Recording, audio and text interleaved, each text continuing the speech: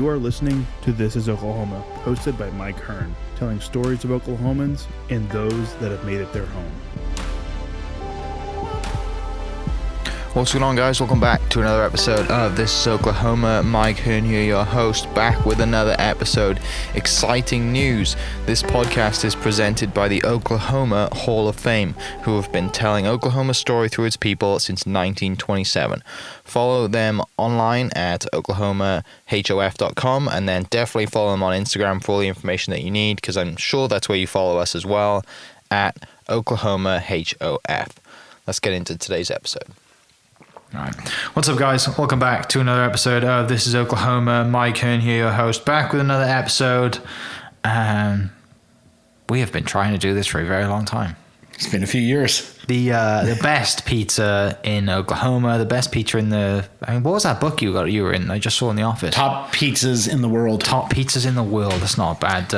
I don't know what the right word is for it, but it's not a bad thing to have, is it? No, because I didn't have to pay to get my name in it. It's true. That's the best thing about it. Everyone listening and watching on, I don't know, YouTube, Facebook, wherever this one's going to be posted, will recognize the man sat across from me. If you don't recognize him, this is Gannon Mendez, a.k.a. the Saucee Sicilian.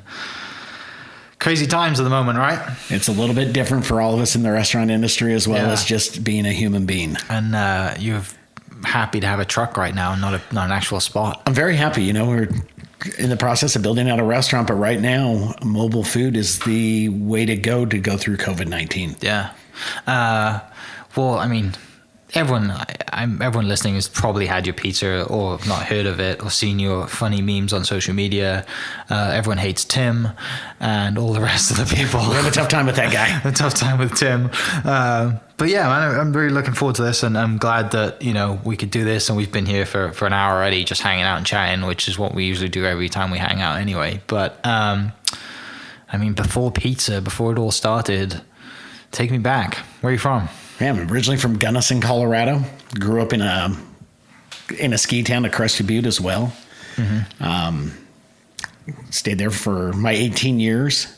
Had the opportunity to have a golf scholarship for college. Went to the University of Miami for one semester. Had so much fun. I got sent here to Oklahoma, to Oklahoma City University, and went for 3.5 years there and played college golf. Had my marketing and economics degree. Got a management minor. If I don't even know what a minor degree does anymore. Yeah, it's a piece of paper, isn't it? Had a fun time with that, and then afterwards, I decided to try the little mini tour at the Golden Gate in California. Then I went out to the Carolinas and played in that for a little bit. Seemed like the nightlife got the best of me, and I had so much fun. I didn't pay too much attention to golf, and ventured back this way. Right. And had been living here now for a good 25 years. What was Miami like? Miami was awesome. It was nuts, was it? It was great. Yeah, it was awesome. It was in 89. Yeah. So the nightlife scene was crazy. I grew up in a town that was like 1.5 mile radius wide, and you put me down into there. I had no clue, and I should have never been there. Right. But it was a great learning experience. It was the best time I had. Yeah, and then you come to Oklahoma City and like, what am I doing here? Yeah, I didn't have a choice. This place is the total opposite. I mean, it was different, and I went from there to Oklahoma City University, which had, you know, a few hundred students, it felt like. But the beauty of it was, at that time, it was 9 girls to 1 guy. Sure. And it was the largest beauty pageant university in the nation. And I was like, this is great. My odds are in my favor, I thought. Yeah, that's how that's one of the reasons why Oklahoma City has won so many national championships at a lot of different levels, is because they come and take a visit and they walk you straight through the pageant hall. That's where it is. They don't take you anywhere else, do they? Yeah, you just don't know how high maintenance some of those girls are until you get here. That's very true. But the coaches do their jobs, right? The coaches know they just get you here, and that's all you got to do. But who'd you play for? His name was Glenn Fowler. Okay, so that was before Blazer then? Yeah, before Blazer, and then right then my roommate during that time was Steve Eckroat. And Eckroat he coached a little bit for OCU, I believe, and then Blazer came in and built the dynasty. Yeah, and Steve's son is doing very well, and will hopefully do very well on tour one day. You know, I take it he's going to probably stay. Yeah. And go next year, and it's been tough. That's what's hard to see as a golfer, and seeing what's happened with not being able to play any tournaments for these kids. Right. And that's the livelihood in for any sport. But since we're in the springtime, I have a sentimental feeling towards it. Yeah, this is, if you have conference, regionals, nationals, and none of it. You want to prove yourself and you want to try and go do something. But the beauty of it is you're able to come back for another semester. But the other part is, and I think competition makes you grow, but you have one more class coming in. It's like you have 5 classes in a 4-year class is what they're doing. So I think you may see some teams stacked, but then I also read that the NCAA is talking about maybe getting rid of men's golf. Really? Yeah, that just came out last week. I didn't know that. Yeah. Huh. That they may have to cut down from 16 varsity sports to 12, and that may be one on the chopping block. That would suck, wouldn't it? So the old coach, Greg Gross, that was at OU. Yeah. I saw him with the National Golf Association sitting on trying to help them position college athletics. I'm sure there's plenty of other sports that plenty of people would like to see get rid of over golf. Yeah.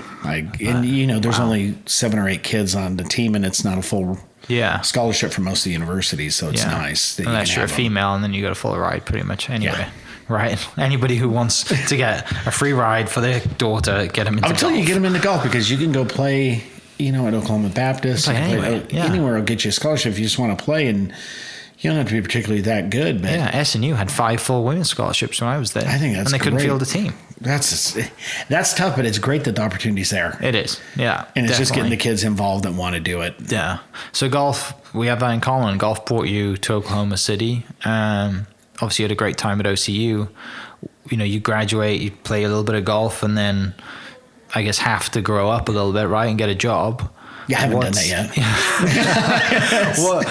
What happens after OCU and then after OCU, parents are like, it's time for a job. Right. Like, what's that? And I'm like, man, I thought this was a job. This was great, but ended up and I got in the pharmaceutical industry with Novartis.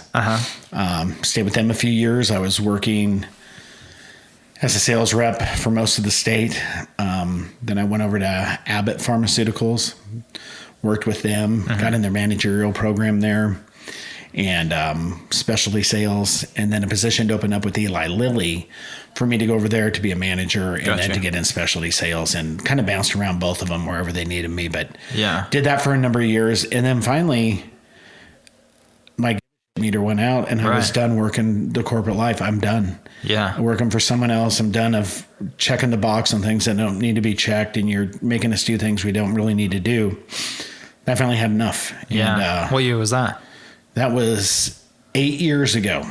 Wow, it's been that long. 8 years ago. And then for 2 years, I took off and I got with my mother and my wife and my kid, and we went around the United States, and we decided we want to look at food trucks and see what the food truck industry is like. So where did you first see like the food truck concept?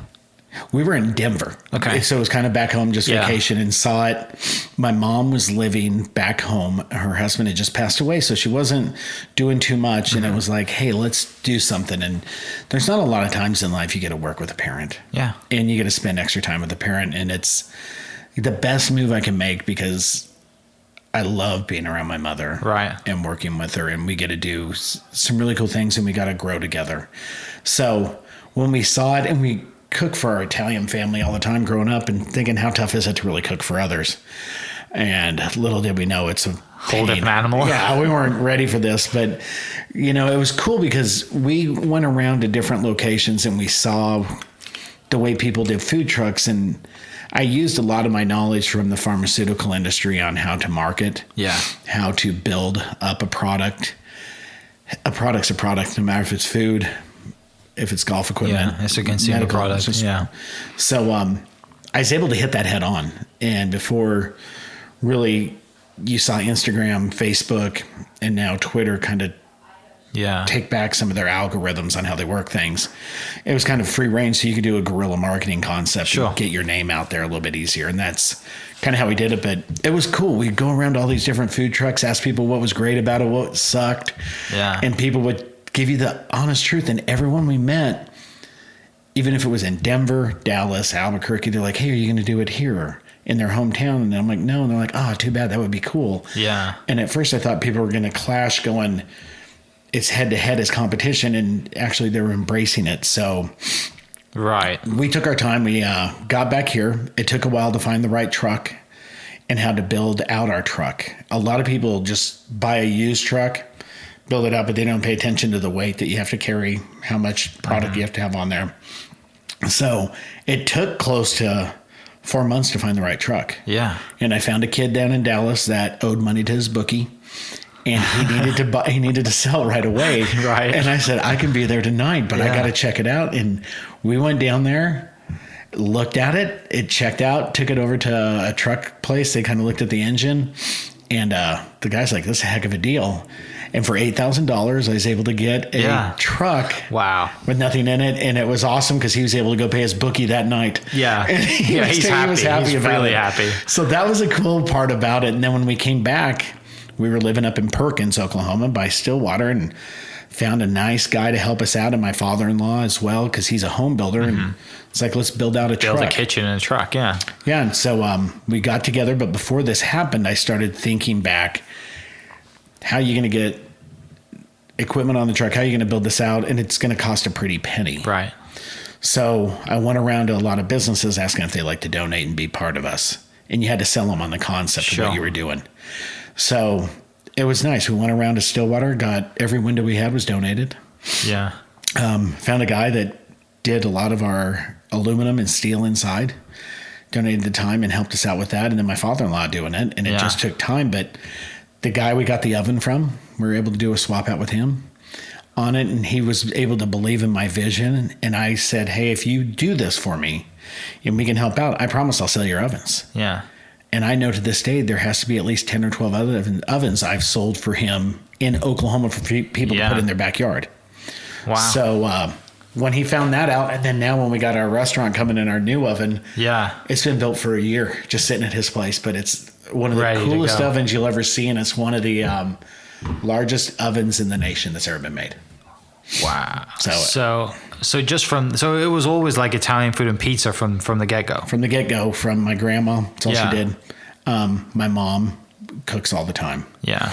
And so when we got my great-grandmother's recipes, she's from Italy, and we took her meatball recipe, her sauce recipe, and then we got her dough recipe and kind of had to manipulate it because she was cooking in a convection oven at the house, and we needed a wood-fired oven at 850 degrees. It's a little bit different, so we messed around with that, but kind of came out with products I think people like, and kind of hit a home run with it. Right. So, food trucks being built, recipes, developing the recipe and developing the menu. I mean, what's the first test run like? What's that first night? Where were you? Oh, well, let me gather just a tad bit back for that. So to build up the brand name, while the truck was being built, I would bake bread every night. And I bake these breads that were about the size of your hand, and I'd wrap it up and I'd put a card on it. My wife would help out. And this table that we're at right now, it'd be filled up with bread. You couldn't see any wood, and it'd be filled up twice. And I would start throwing these blitzes out on social media, like, who wants free bread? Yeah. And it was up in Stillwater because I thought, hey, this is going to be perfect for Stillwater. This truck, we'll do it here. Every day I would deliver, 90 loaves of bread. Every night I cook it. Yeah. We'd deliver it for free. People started liking it, started chatting about it, talking about it, sharing it. And I told everyone, I go, we're not going to open up until we have 1,000 followers on Instagram and on Facebook. Yeah. And that went pretty quick. And it was just a matter of really probably 6 weeks, maybe 8 weeks, and we had it. Yeah. And so then we had to open up. So it's like, all right, we did a few test runs at the house. I don't know. Alcohol was probably involved, so we probably didn't do the best test runs. Right. And we were having fun with it. And I'm like, yeah, this is a piece of cake. Let's go do it. So the night before, I remember we're setting up and we're going to go to my wife's friend's location in Stillwater. It's right on the main road on Perkins Road, and this will be great. And we go there, and it's my mother and I and my wife. Yeah. And we barely know how to roll dough. We barely know how to top pizzas. And next thing you know, we have about 50 people show up. And we don't have a clue what to do. I'm yelling at my mom. This is like a classic Italian family. Right, Mom's yelling at me. I'm yelling at her. And it's hard. Yeah. And I'm like, what the hell are we doing? Why are we doing this? But we got accustomed to it. But every dough ball we made, we sold. And that was an accomplishment for us. Yeah. But it was because of social media that they came out. It wasn't because they drove by and saw a truck. Because of all the free bread you'd given out. Yeah. Gave out. And it was our dough bread. Yeah. I just made the dough into bread. And so when people came out, they supported ugliest looking pizza you've ever seen. It's not even circular. Some of them look like hearts and footballs. And you're just like, get them out, go, because people are here. And, now we can serve 350 people in a 2.5 hour span. It's no big deal. And at that time, it's, like 7 people in line, and I'm freaking out. So it was nerve wracking, but it was great. And then it kind of took off, and we started selling in Stillwater, but we could never sell a lot. Okay. And my whole thing was, this is a business. This isn't a hobby. Right. And I'll never forget, right before I started this, there was Big Truck Taco, and they were the perfect example to follow. But I'll never forget that Catherine did an interview, and she said that no one will ever be able to make it in a food truck alone. That could never happen. And it was printed in the Daily Oklahoman, and I cut it out, and I kept it. And I have it around here somewhere. But it's framed somewhere, isn't it? That was my inspiration, because I'm like, you're saying that no one can have a full-time business as a food truck. Yeah.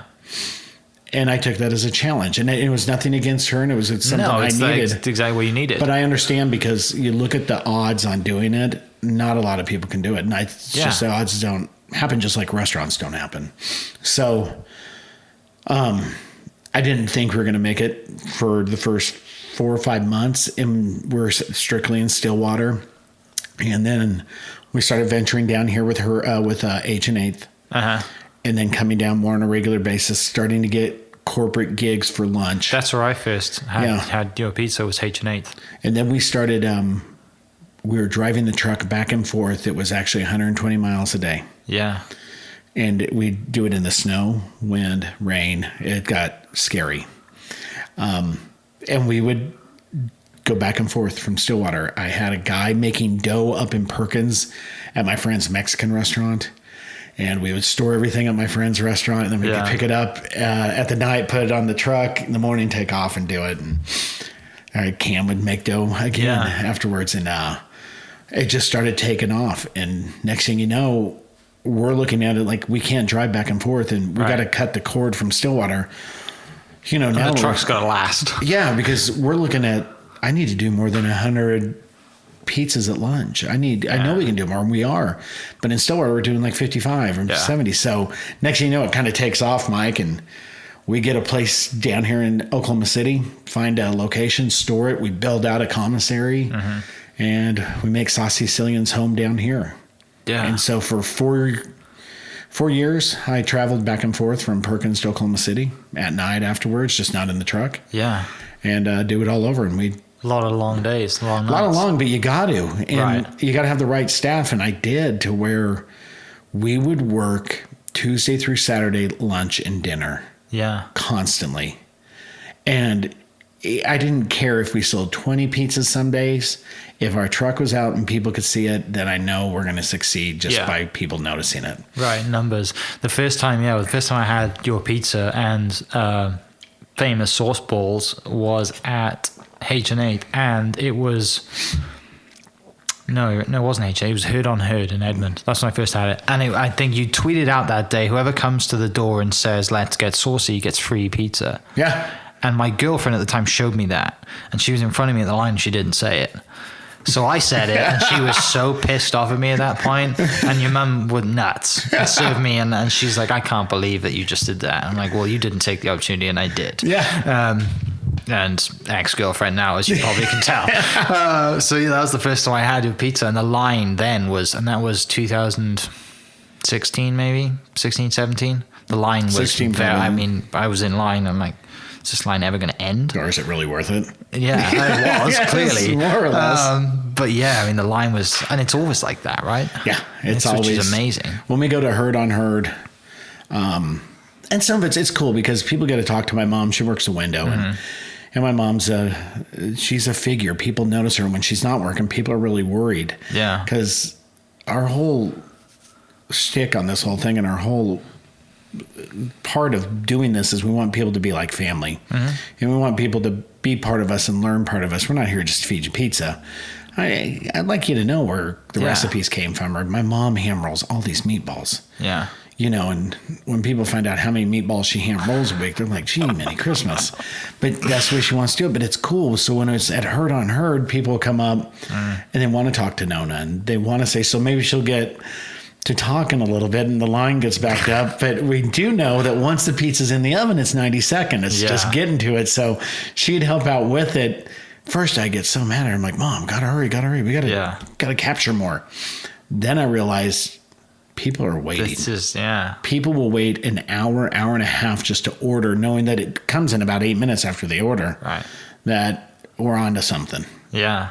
And that was so a cool feeling, because definitely you set up in the truck, you just look at these lines and no one's leaving. Yeah. Was there a day or like an event that did happen like that? And you're like, whoa, we've just done more than we've ever done. And like our first, her H&8, our first one that we got involved with, and it was... They don't do that anymore, do they? No. They do it once a year, but we got in, I think, maybe the second year they were doing it. And I was tweeting heavily, and I'm not afraid to give out free food. Yeah. And I do it a lot. And I know we did something like that, saying, hey, if you say whatever, I'll give you free food. And people were lined up. We had these curtains that block all of our windows. Yeah. And when we opened up the windows to start Herd on Herd after we just got checked from the city for licensing, I think we had maybe 40 people in line. Yeah. And I think all of us peed our pants, like, oh my gosh, what's time going to get on? to work.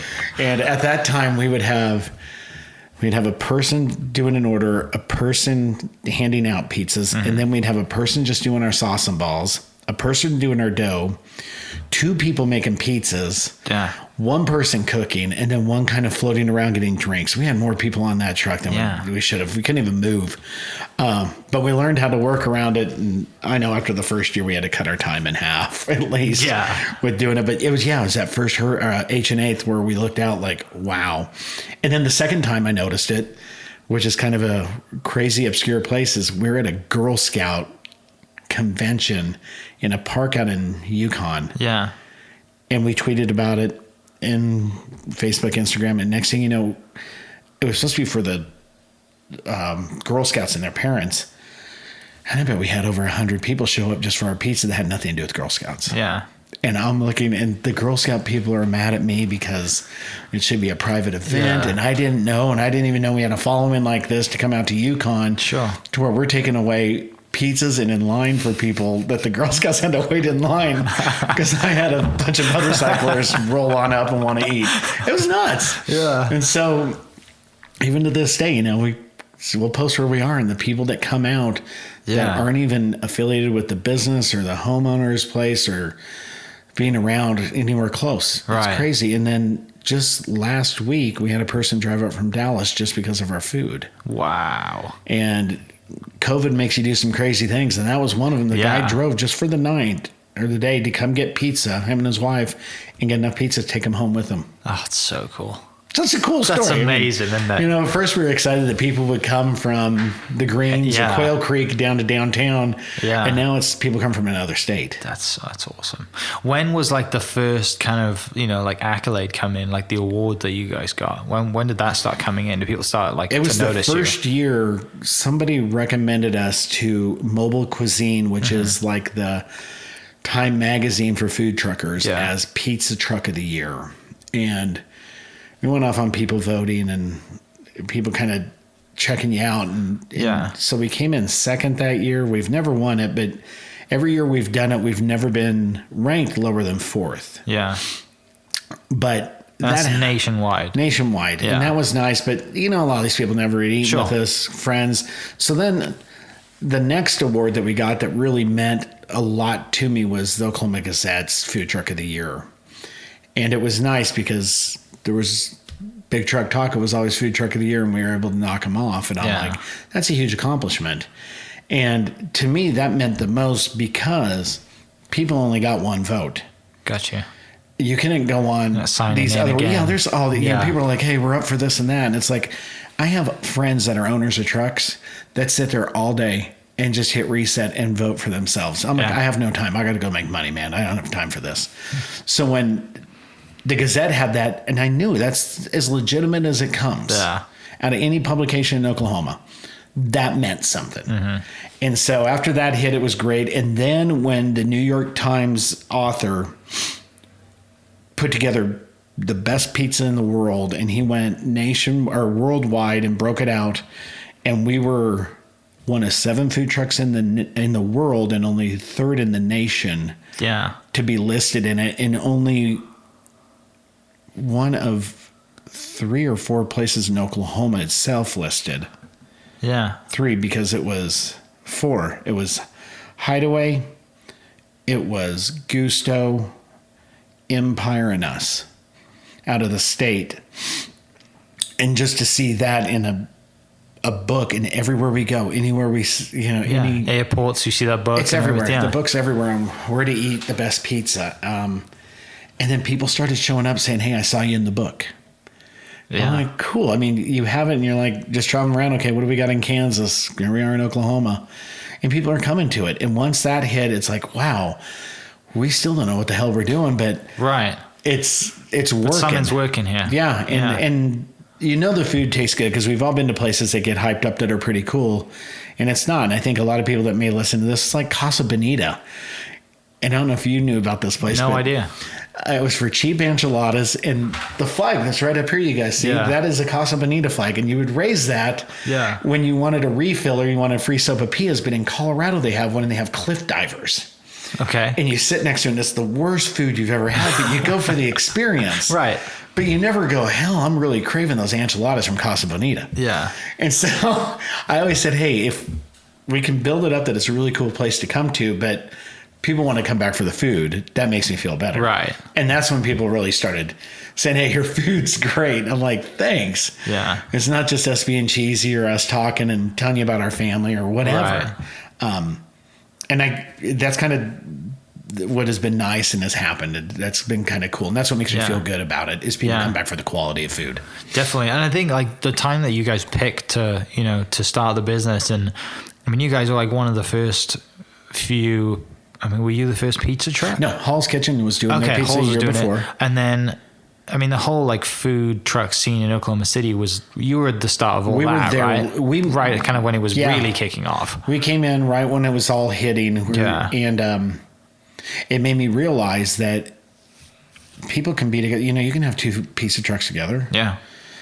And I don't mind it. I love that. Now, there's other food truck owners, they don't like it. Yeah.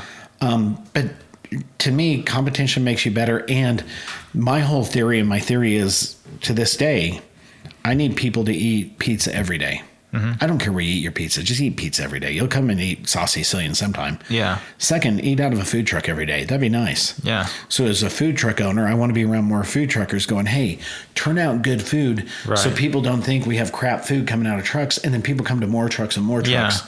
And you want that. So that's the way I've always thought is, and to this day, I want people to eat pizza every day because that'll keep us in business. Yeah. And then, go ahead. But I mean, that's not going to happen, but you look at it. So when the food truck thing blew up, it was nice because you're doing a service to take your truck out to feed Right. others that need to get food. Yeah. And I think some of the food truck people realize, hey, this is something you can make a living off of. Uh-huh. And I think some thought it's an easy living and they didn't realize how tough it Right. is. Yeah. But like the concept's great, isn't it? You pull up somewhere, you pull up to Blue Garden, you're there for the day, and then you pack up, you go home, and then you drive up to somewhere else. Like Yeah. but then, it's great. To me, it all comes back to social media. Right. For them to know where you are and to have a following. It's hard. You pass by these taco trucks that are all over the city that are killer trucks. Yeah. No one has any idea who they are. Until they hear about them more and more, and it takes forever. But like one of the best trucks, Taqueria Sanchez, is probably like the staple for a taco truck in the city. But if you go up to 15th and Broadway in Edmond, there's a little truck at this old Texaco station that's making a name for itself now. Yeah. That I'm like, these guys are doing it old school. They don't have any social media, but they're pounding away, and it's Old finally school word of mouth. Yeah, and it's finally getting there. But to me, I'm so anxious. I'm all about what we got to do it now that Yeah. I looked at it as when we started, you got to have a following or you're going to get crumbled up. Yeah. And that was 2 different variations, but you can see the industry is still thriving right now. Yeah. And so when did you're kicking off, everything's going really well. You're getting all these awards and people building the following up. When did you get the first call from a Thunder or a Thunder player? Because you've done a lot of their parties. You've done, personal house parties. We do. What is it like when you get that first phone call? It was crazy. I can still remember the first time they called up. They're, hey, can you come over and feed the guys? And it is for Easter. Yeah. So I'm like, yeah, why not? And meet the guy in charge. And I didn't know him. And he's like, hey, we've been to your truck a few times. We looked at other trucks, and some trucks, we're picking you because you're clean. You guys, very sanitary. You get great food, because our investment in these players is nobody needs $100 million. Yeah. And they don't need this. I'm like, oh, I thought you were just bringing us out like whatever. Yeah, feed the staff. And so, it happens. And so at that time, we're feeding the players, and they're like, I'll never forget. They go, it was Kevin Durant's last year before his contract. And they say, hey, you can't talk to Kevin. I'm like, that's fine. Yeah. Well, my kid's out front. My kid's has KDs on, and he's just kicking it. And, he's just like saying hi. And if they have questions on the menu. So Durant comes up and stands next to him. He's like, hey, nice shoes. And he's just looking. And he's like, I've been told I can't talk to you. And he's like talking. I'm like, Victor, talk to him. You could say something. Yeah. And so, it's kind of talked, and it was like too much pressure with that. And he was kind of alone around that part. It was weird because you can kind of tell when you get there. But all of a sudden, Nick Collison comes up. He's like, hey, this is phenomenal pizza. And I said, man, if you ever need help in doing a party, here's my card and here's my number. And give it to him. And it was great. And then Andre Robertson's a Colorado guy, and I'm a big Colorado fan. And I was just talking to him about Colorado stuff, and we had a mutual friend from back in Colorado, and he's like, hey, I'll call you up. We'll do this. And next thing you know, I'm sitting back in Perkins, which I'm an hour away, and Nick calls, and he's like, hey, I want to have the guys overnight. Can you bring the truck over? These guys don't know where I live. Yeah. And I'm like, we'll be right there. And we go over, and, it's like you serve the players, and they're just kids. They're just 20-year-olds having fun. And it was cool. So, those guys we do some stuff for, quite a few of them do their house parties. Yeah. But one of the cooler times that we did with the guys that just was like an aha moment is we have Victor Oladipo's year, and we have Sabonis. We have McBuckets there. You have Grant. Yeah. You have that group. You have Westbrook. And it was Nick calls up, and it was the Cowboys versus the Redskins. And he wanted to have a house party. And he calls up the night before, and he's like, hey, I want to have the guys come over and watch the game. So, I guess cool. We'll be over there. So we get over to his house, get set up. It's just kind of normal now. Yeah. And next thing you know, they're all out, and they're all playing football in the yards next to him. And where Nick lived in Nichols Hills, there was 4 homes within throwing a football distance, and all the players are on all the neighbors' homes. And the neighbors are looking out their window like, what is going on? Who is in that's Westbrook in my front yard catching a football. Yeah. And then I'll never forget, Oladipo has his Redskin gloves, and you put them up like this. It says Redskins. Sabonis doesn't know what the heck's going on. Right. And it was the coolest thing. And so the whole street is lined with the Maybach, whatever it is. Yeah. These Audis, everything's pimped out cars. And all of a sudden, footballs are bouncing off of them. Yeah. And the guys are throwing footballs over the truck and around. And it's like, these are kids. Kids. I'm a 40-year-old that has been, but these guys, they're just kids. And they're all in there. And it was so neat. So neighbors started coming out, and Nick is so nice. He's telling the neighbors, like, hey, go grab pizza. It's on us. And people are just like watching them throw a football and talk. It's the weirdest experience, right? You're they're just like anyone else. So once we started treating it, they're just like anyone else. That's how they want to be treated. And so that was cool. And then one of my kind of funny stories with it is we have another time we're at a house party at one of the players' houses. I forget, but Westbrook comes up and he needs his pizza right away. And so it's just my mom and my wife and myself. So I'm making and cooking. And I'm a big Colorado Buffalo fan. And back in the 80s, our best receiver and my favorite player at that time was Michael Westbrook. Mm-hmm. So Russell's at the window, and he's right next to my wife at the to-go window. And he's like, hey, how much longer for my pizza? And she's looking at me kind of shaking, like, oh, no. And I'm like, Michael, like 3 minutes, it'll be ready. And so I go back and I'm cooking, and he's like, excuse me? And I'm like, 3 minutes, Michael, I'm going to have that pizza right up, my man. And you got to ask my wife and anyone else, my mom, but he just deadpan looks at me and he's like, my name is Russell, not Michael. I'm like, yeah, man, I knew that. But my favorite football player ever is Michael Westbrook, and I was just thinking about him today. Yeah. I didn't know what to say, and I called him yeah. 3 or 4 times Michael.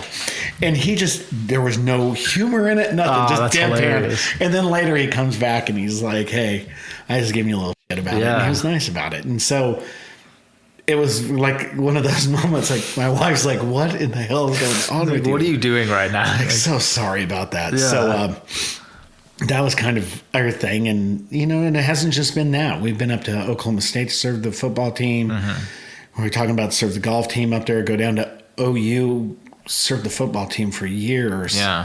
During spring football, we do some of the recruiting bits because at that time, a buddy of mine and their assistant coach, McMillan, when Matt was working there, he'd invite us down to do that. So we started picking on those guys, and then next thing you know, it's been cool. I mean, anybody that's somebody I think we've probably served in Oklahoma. Right.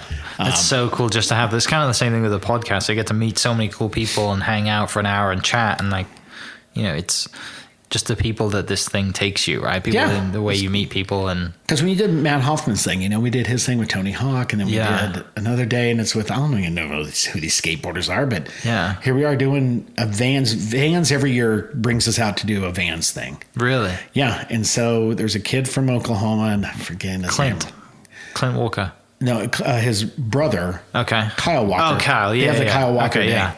So when Kyle Walker comes into town, then Tony Hawk will come in sometimes, and Vans is just like, they say, hey, I want you to make like 400 pizzas and give them out for free to everybody. Just give them out, And it's cool. And so Vans is like, they throw us shoes, we throw them gear, like Saucee gear. They have fun. I mean, we have a blast when we get to interchange things. That's so awesome. And you meet these kids, and I don't know any of them, but the guys working on the truck, some of them are skaters, and they're like, that's this person. That's this. So I'm like, hey, go out there, hang with them, get your picture, go talk to them. It's cool. I mean, you meet all these people and you don't have a clue who they are. Right. And it's just normal. Yeah.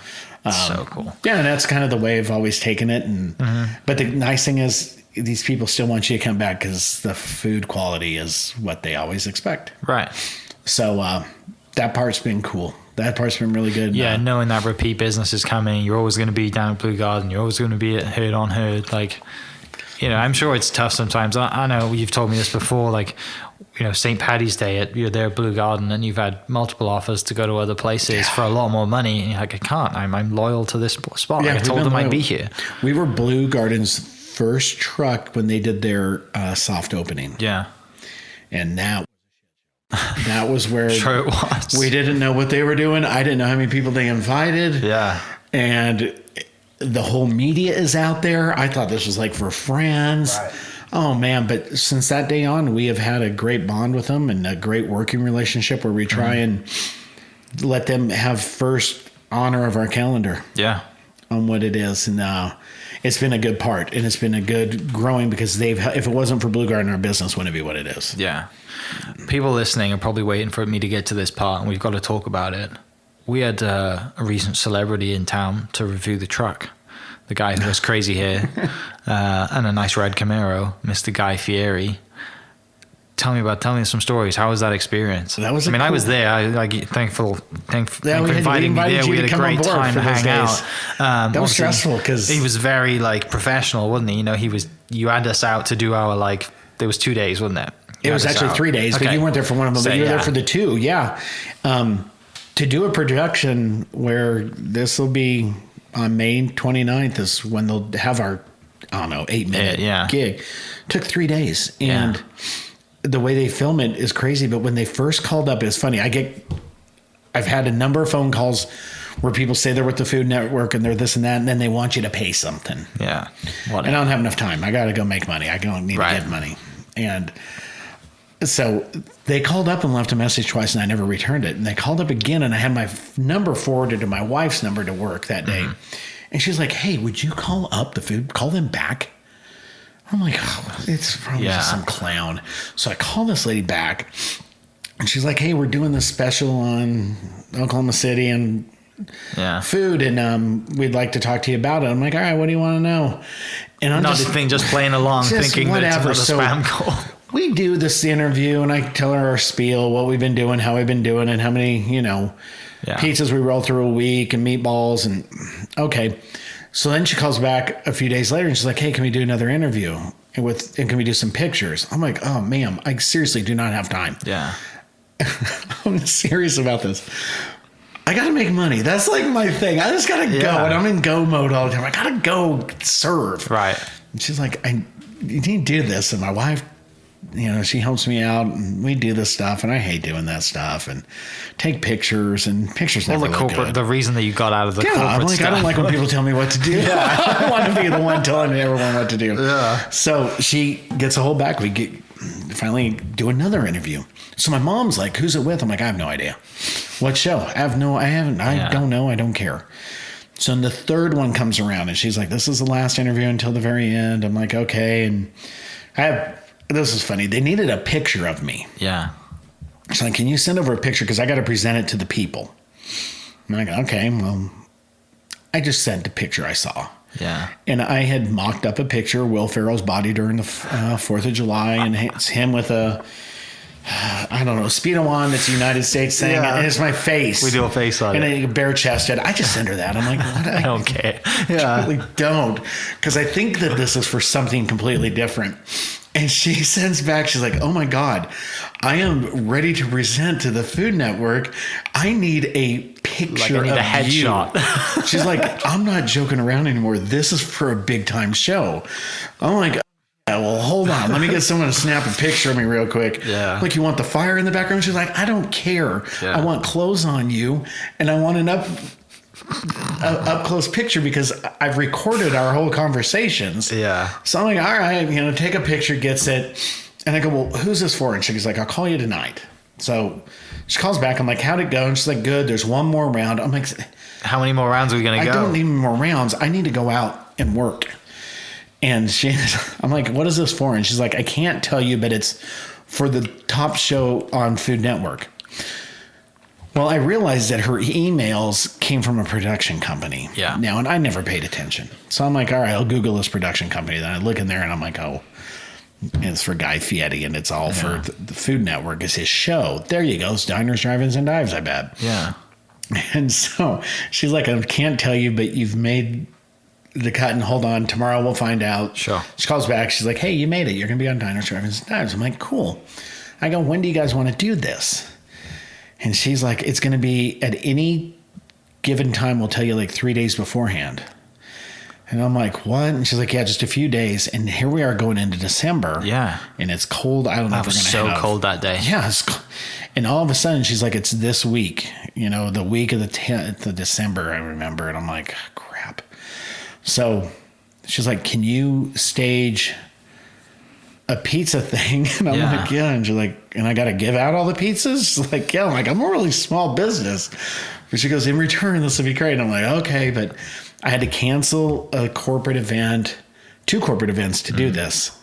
And you couldn't tell the events what you were doing. I'm like, oh, man. Yeah. So I'm like, believe me, there's a reason why. So we do that.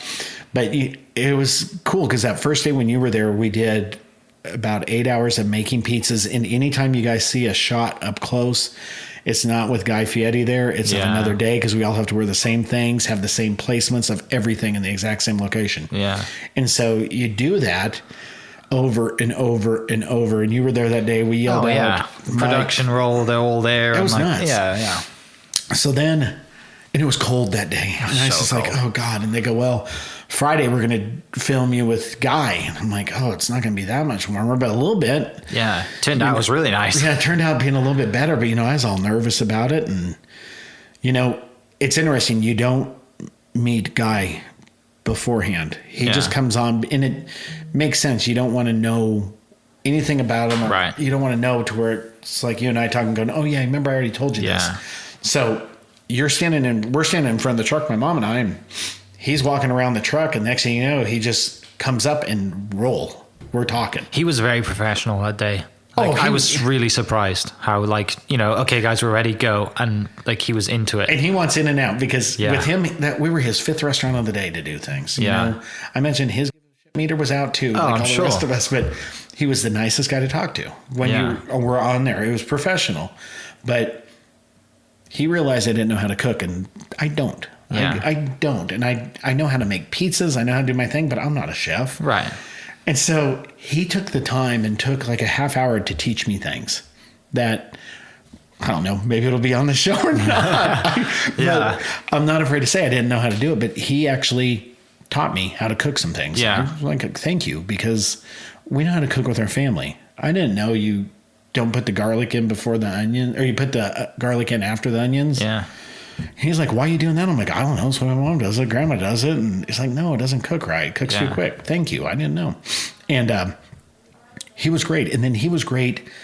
Now looking back, when I'm able to really think about what was going on, he was like, hey, here's how you need to run your business. Here's how you need to have your prices. Yeah. Here's where you're going to make it happen. He wanted to know about rent on the new building, rent on the truck location, rent on a commissary if you're doing it. He was all about the bottom dollar. And Yeah. his whole thing, and like, people may go, oh, he's a weird dude, he's crazy, I don't like him. I don't care what anyone thinks. All I know is he's there to help small businesses. Yeah. His whole thing is to help small businesses. Yes, he made a career and he gets money out of it, but the popularity of these small businesses Right. that were able to be put on the map is irreplaceable. amazing. Yeah, and that's what he's there for. And then when COVID hit, here he is. Any restaurant workers, he's raising money. I think he raised Yeah. $500 million for these people alone. Yeah. And so it tells you his heart is in the right place. And he meant it when we were able to talk off camera that he was very impressed with our truck. Yeah. But so he has his own truck that he takes out to go feed everyone when there's hurricanes, tornadoes. Sure. So he's telling me about it. I'm like, that's great. It's not someone in his company. It's him Right. cooking, him doing it. And Out it's with the like, people. yeah. And I'm like, okay, you know, it all happened in a blur. It was crazy. But now looking back, he really had some helpful things, really gave great information. Yeah. But when he came on, it's like, all right, chef, tell me what we got going on. I'm like, Yeah. I don't even know. I don't know. Well, yeah. What do you want to do what do today? you got going on? Yeah. And it was so professional. It was intimidating. Yeah, I'm sure. It was really intimidating to really come across with your personality, because the other part was we love to say sauce and balls. Yeah. Our meatballs aren't meatballs. They're just balls. Yeah. Well, on the Food Network, you can't say the word balls. So I had to come You up. can't be yourself, can Yeah, you? I couldn't. So yeah. you got to say meatballs. I'm like, God, it's hard to say this. This isn't me. Yeah. And I kind of get a little, I don't know. I mean, I make jokes. I don't Right. know. Yeah. Everyone that knows you, everyone that comes to the truck, that comes to the serve window or to buy pizza, like, everyone knows they're going to get probably a dad joke coming out. Oh, yeah, or, you I'll know, razz like, you and I'll do something. Yeah, exactly. But that's what it is. And you couldn't really do it with him. It's kind of, and then he would cut a joke, and it's like, Yeah. well, can I cut a? I can get a raunchier joke. I can get a great joke, but I Right. was told I couldn't by your people here. It was weird. Yeah. So with him doing it, it was a great experience. And then what made all this even better is because the people that go on Diners, Drive-Ins, and Dives, when you did Ishins, you talked to them, someone nominated them. Yeah. They'll take one restaurant when they come in that's not nominated, that's just on reviews Okay. and about their social media and what they've read about them. I didn't know that. Neither did we. Yeah. And we were that truck, and it was more of an honor to be that. They have selected you, not somebody else has put you forward. They selected us. That's really cool. Yeah. And once we found out about it, because Yeah. through Ishins, when the person who recommended them, they bring them on They that bring 'em last out. part and talk to them. That Yeah. wasn't our case. Yeah. Ours was strictly based on reviews, social media, That's and awesome. this lady goes, I've read everything about you in every newscast you've ever been on. I've watched that video. Yeah. And I'm like, really? She really did her homework, and it was great. So, That's so cool. yeah, that part was really neat. So being on Diners, Drive-Ins, and Dives, not a lot of people can say it Yeah. at all. I think we're one of 9 people now in the state. Mm-hmm. The only food truck that's had that. We're one of only 42 food trucks in the world that have been on it. Wow. My Which wife, logistically filming was a nightmare yeah, on the but truck. It was, but he said the largest truck he's ever been on. Yeah. The most roomy truck he's ever been on, and the most impressive truck he's ever seen. That's awesome. And so he's like, this is nothing like Yeah. I've ever seen with the TVs, knowing that Kicker was involved and Kicker did all of our audio and Yeah. TVs for free. It's back to that part. Yeah. Asking people, and I told him my story. I'm like, we asked a lot of people to donate to this. And he was impressed because our prep tables were donated from my buddy's Mexican restaurant when they were used. Yeah. And a lot of things were donated in a business where you don't get that in a lot. Yeah. Mom and pops, they're taking a chance, and it's a scary chance to go on. If it's a food truck or a restaurant, it doesn't matter. Yeah. And so I think, when he was able to hear that and see how much was given, he told me when we were off mic Yeah. that it was impressive. He goes, I wish more people would reach out. You were very creative on how you decided to do this. Yeah. And that was an honor to hear because I thought so as well. He is, didn't know. to hear that from him and to be on the show, like I said, it's huge. Oh yeah, and then everyone that's always been on is a chef and has this culinary experience, and Yeah. here I am, I'm a dipstick. Like I didn't want to listen to people tell me what to do anymore, sell medical supplies, Yeah, so I and- just decided to cook pizza. And now And it here was we are. this, and it was crazy. Yeah. So we're excited to see how it comes out. We're excited the business hopefully it brings, and just for other people to realize that you can do anything you want. I know it's cliche. Yeah, but Everyone, I wanted to own a restaurant, but not be in a restaurant as a 20-year-old, 30-year thinking, I want a bar. This will be great. right, yeah, But I was able to teach myself how to do this, and I was able to break away from corporate, and I do something every day where I don't think I'm working. right, And I always thought people were full of it. I thought that was a lie. I thought that was to keep us in corporate longer, but really I'm doing a job. I don't think I'm working. Right. And not a lot of people could say that in life. And everyone feels like they're working for the man. It sucks. And it does a lot of times because you want to showcase you. And if anyone ever has that wild hair, they need to, because being your own boss is hard, but it's very fulfilling.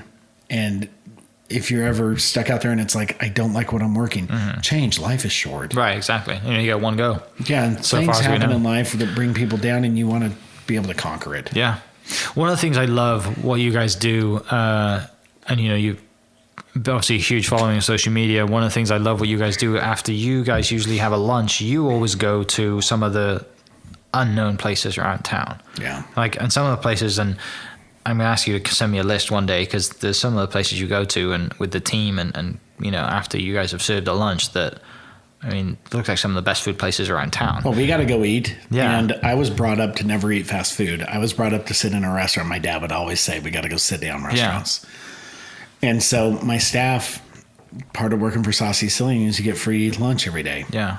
And I tell them, you guys can pick or I'll pick, but I don't want to go where you've been.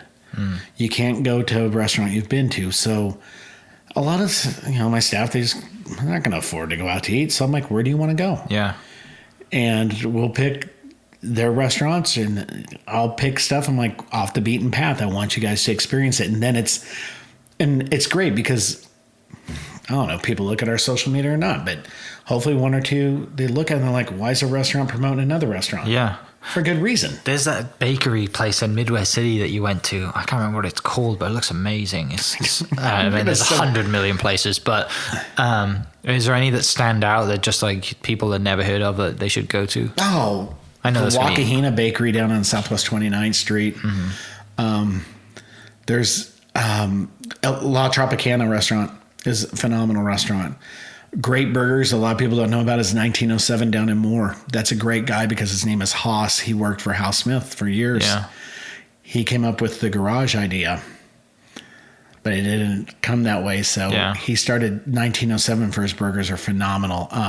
Obviously Nick's, the ones go to, but there's so many we roll up on we've had a lot of excellent meals. Some bad. Yeah. I can tell you, Taco Vaca is on Central Boulevard. They just do breakfast and lunch, and they'll stay open late on Thursdays for us, and we got to call them to tell them. But it's interesting. When we first went in there, no one spoke any English, and we didn't speak any Spanish.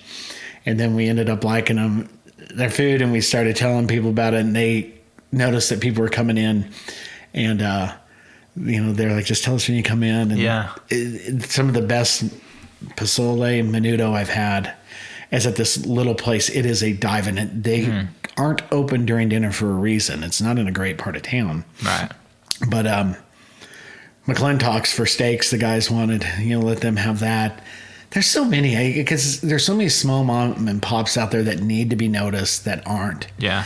And I needed to be noticed as a food truck, and I am very blessed that people shared our stuff, commented about our stuff, and in return, you need to share that wealth, and you need to go out there and do it. There's a lot of restaurants, they don't promote other restaurants, and I understand it, but I do my social media, and I do it the way I want to do it. Yeah. And it's a little out there. It's a little different. I don't walk a company line. I don't have to anymore. I'm HR. Yeah. So if someone upsets me, I'll make sure they know they upset me. If someone praises us, I'll make sure about it. And I'll make sure other businesses know about things. Yeah. And so we go everywhere. There's a cool out in Midwest City, a crepe shop for a girl. That's what I'm thinking of. She's from Ukraine. Yeah. My kid's from Ukraine, so they're able to talk about things and speaking their native tongue. But it's on Douglas Boulevard in a strip mall on the end, just north of the interstate. It's killer. And she makes these fresh crepes. And the crepe brewer I love going to in their truck. And it's just as good. And you just look at it like, wow, people need to know. So it's interesting because ND Foods is another one now. So good that place is. dope. I never thought they could get that much meat in a sandwich. No, you can't. Never ever seen that before. And so now I watched, and it was just one of the things, because I told them, I go, hey, I'm going to post a sandwich of them just last week. And I'm like, okay. And I came back in the next day because I had to get a mask that they were making. Yeah. We had over 150 new followers. I'm like, so that's good. what it's about. Yeah, it is. It's all about us helping one another in small businesses, or just helping. And that's the beauty of it, is you go out there and try and get people to go to Tacoville, which people know about. I love that place. Yeah, go to different places and they see it, and it's like, I forget about this place, or I never knew it was here. Yeah. I mean, sorry to say, but I'm not going to really give a shout out to Raging Cane's. Right. Everyone, Raising Cane's, everyone knows about. Yeah. But the small chicken place like Nashbird, yes, it's Chef Ray's chicken, and it's phenomenal. That's so good. Those waffles that he does are amazing. Yeah, and it's those that I love going to, and we love to put, I forgot what we were calling it, Hole in the Wall Thursday when we'd eat. Had something going, and we need to post some more, because there's so many unknowns. Yeah, we go to Don's Alley that's in Del City. That's a killer place. Yeah. That's comfort family food that no one goes to, and their pies are phenomenal. And for us, people are...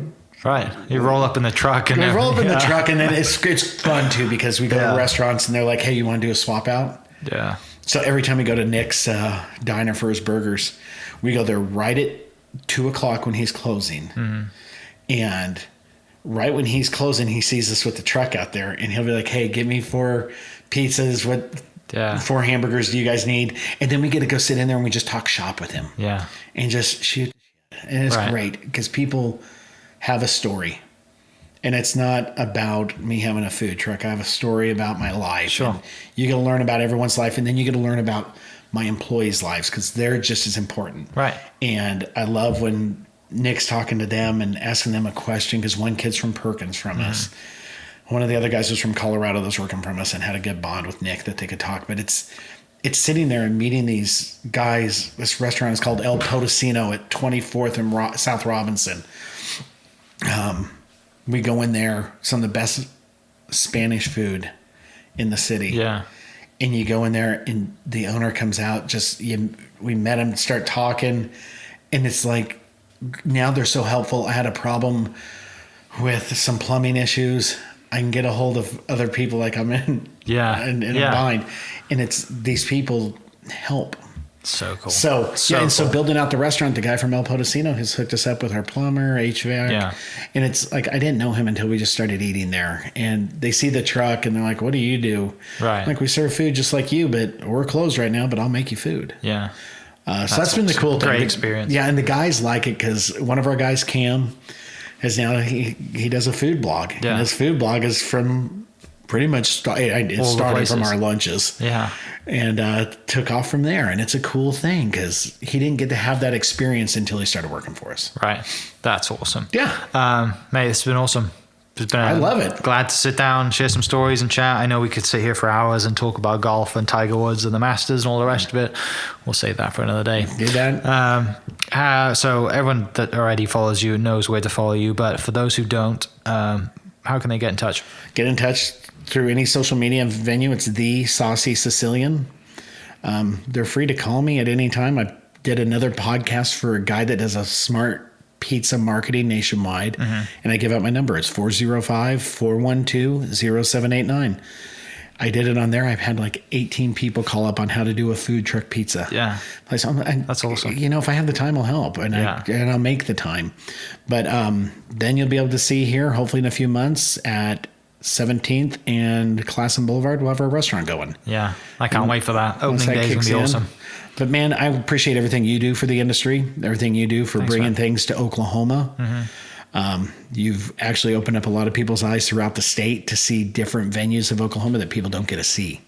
So Mike, without you, this wouldn't be possible, and without all of your sponsors being able to help out. Yeah, I'm hopefully we get some more sponsors on board and keep pushing this out, because more people need to travel and more people need to come here, and people need to come from all over the world to have some pizza. So that's what we want. Eat pizza first. Exactly. Pizza every day.